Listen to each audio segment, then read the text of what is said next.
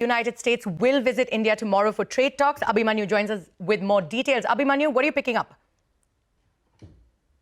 A U.S. trade delegation is expected to come to India on the 10th of December, and there are 2 days of talks which are expected between both the sides. Now, these are not an official round of negotiations. However, all pending issues between both the sides pertaining to bilateral trade would be discussed, which will also include the issue of tariffs, even as both the sides remain confident of sealing a mutually beneficial bilateral trade agreement, the first tranche of which they intend to sign for now. Earlier, they were indicating there was a joint statement by both the sides that India and the US intended to sign the first tranche of a BTA by the fall of 2025. Nevertheless, both the sides remain confident of achieving some degree of settlement with respect to the issue of a BTA and also with respect to resolution of the issue of tariffs, which currently stand at 50%.